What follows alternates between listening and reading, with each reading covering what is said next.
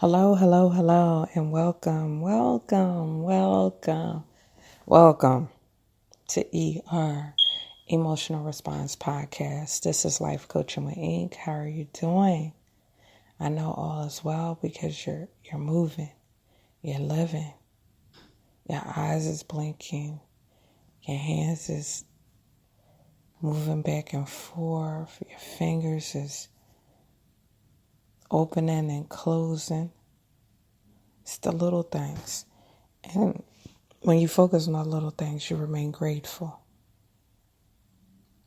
You can have all the money in the world, but if you miss the little things that you're grateful for, you miss life. Some people don't have loved ones. Some people don't have a lot of things that you might have, from legs to arms to hands to eyes to ears to hair to skin.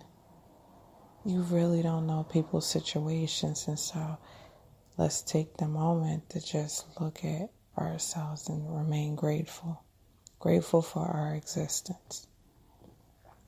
Now, tonight I'm covering a new topic as usual. It's Tuesday, so we press upon a new topic, and I'm on this month, the kick of starting the year strong. And another topic that comes up in mind with starting the year strong is reflecting on 2018 and seeing how you was balling out of control. So the topic tonight is overextending yourself. Overextending yourself. And when I bring up this topic, you might hear stuff that I said before. You might hear stuff that other people have said before. Look at it as confirmation. Look at it as a reminder. And say, if I didn't apply it the first time I heard it, I definitely need to apply it now. Now, overextending is very key in order to start the year strong, because you have to be able to understand that time is precious. Time is itemized. Time is of the essence. And so, at times, number one, you can get distracted. And you can feel because you have the energy to do this, the energy to do that, the energy to help this area, to help that area. And you have to learn to not overextend yourself.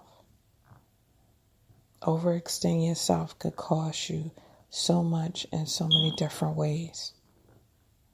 Overextend yourself not only shows that you're distracted, and you be like, how can I be distracted? I'm doing a lot of good things. No, you need to narrow it down. It's better to do 4 good things than 8 half-assed things.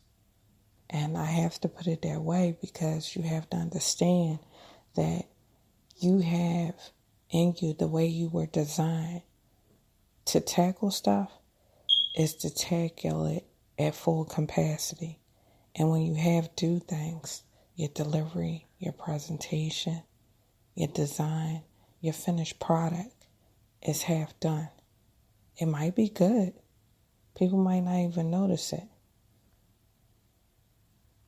But just think of it this way. It's better to be doing 4 strong things, living in your full capacity with 4 strong things, than to have 8 things in your life and you're just busy and you're all over the control, all over the place. That's what I meant to say, not all out of control. But you do become out of control. 2 key signs to really see that you're overextending yourself is the feeling of, number 1, irritation. And then you was going over 1, 2 points at first. But I have to cover these emotions because in order to move forward and overextending yourself, you have to identify with how you feel about things. So irritation will come up only because, number one, it's a check balancing system that goes on in your emotions. As much as you extend, you should receive deposits.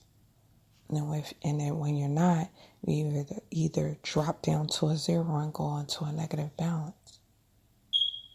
So irritation occurs. Irritation occurs. And the second feeling that comes up is anger. Anger occurs because then you start and you begin critiquing others. And another emotion that comes up is sadness. You feel like you have failed. When in actuality, you need to scale back. Scale back. Scale back. And the way you scale back is admitting where you have overextended yourself. You're doing too much at work. You're doing too much in this area, reaching out. Way too much. Scale back a little. Balance the checkbook of your emotions. That you don't ball out of control. That you don't overextend yourself. Because the danger that happens when you overextend yourself is you burn out. You burn out, you pull out, you abort all things that you have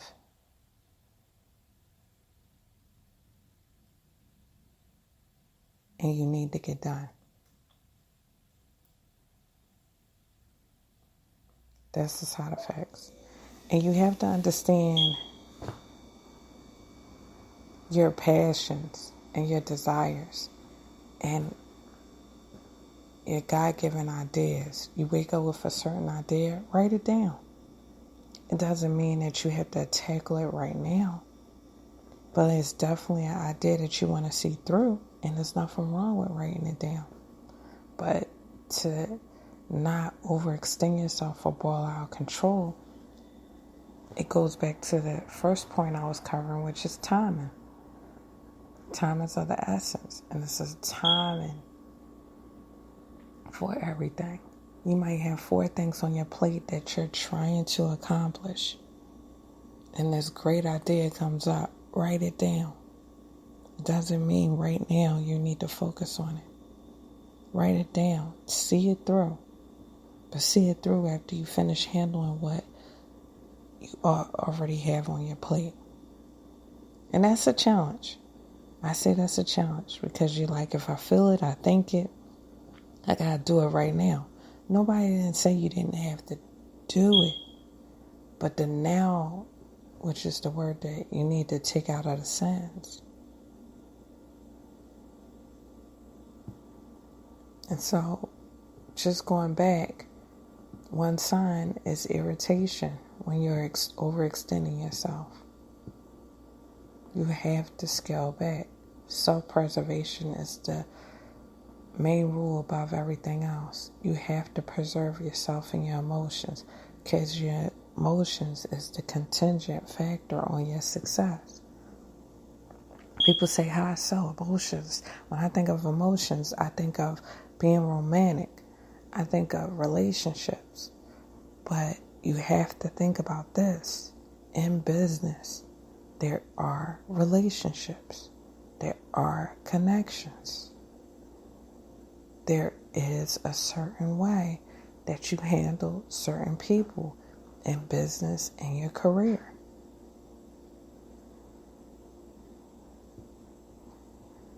And so you have to balance the checkbook of emotions and scale back when you find yourself getting irritated way more than necessary. You're doing too much. It's the common phrase that's used. You're doing too much. You're doing too much. Or you hype. You're hype. You'll be like, I don't need those slangs in my life. You might not need the slang, but you definitely need to understand the concept. Because when you overextend yourself, the worst person that you injure above anybody else is yourself. Because you're the protector, the guarder of your emotions, of your keep. And when you lose that, that's when you become your worst enemy. And then when you notice yourself getting angry, excessively, and critiquing others, scale back. Scale back. Stop balling out of control and overextending yourself. And really focus on what you need to be doing. And I guarantee you the irritation, the anger, the sadness will go away. Because you'll start looking at, number one, you're the problem above everything else. Because if you scale back a little, if you stop being distracted, if you try to do too many things at one time, you wouldn't even have these emotions. You wouldn't even be in this type of situation where you have to look at somebody and say why they're not doing X, Y, and Z. Overextending yourself, knowing when to scale back. And then sadness. Sadness comes from missed expectations. Well, this person didn't do this, or this wasn't accomplished. Sadness. Scale back. Stop asking them for it. Stop requesting. Stop looking. Scale back emotionally so that you can be more fruitful, not just to yourself, but to those around you. You could be way more effective. Way more effective. I just don't get it. Scale back till you get it. And then move forward. And then move forward. You are the keeper of you. And then another bullet as I go on this topic of overextending yourself I want to talk about is knowing the difference between important and urgency. And now, this is key. Everything that's important is not urgent. And definitely, everything that is urgent is not important. They both. Now, can something be urgent and important? Sure. Sure. But you got to know when to label certain things. Because sometimes you can misconstrue and say something is urgent when all it is important. And so you can scale back your emotions. You can scale back your actions. And understand that, hey, this is important, but it's not urgent. It's not of a dire need. And that'll help you from overextending yourself, balling out of control. It'll help your emotions from getting irritated, frustrated, angry, and sad. It'll do all that. Because there is a very key thing in labeling something important and urgent. And also understanding through people's passionate feelings, the way they express it, you have to be able to decipher the difference between important and urgent and move forward. This is all good things. I don't want you to look at it as a negative. It's good. Because it will allow you to start the year off strong. It will allow you to start the year off strong. Not just in business, but also in your relationships.